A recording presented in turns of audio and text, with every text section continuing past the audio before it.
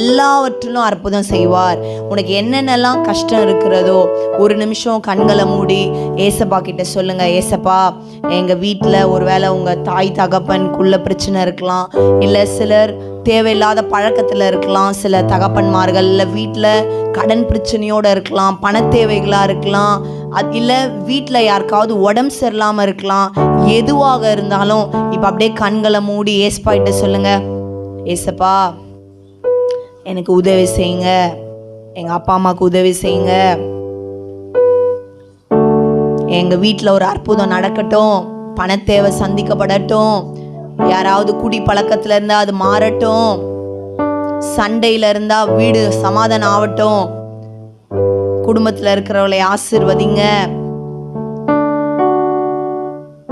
பண தேவை சந்திக்கப்படட்டும், கடன் பிரச்சனை மாறட்டும், கூட பிறந்தவங்களுக்கு ஒரு அற்புதம் நடக்கட்டும்.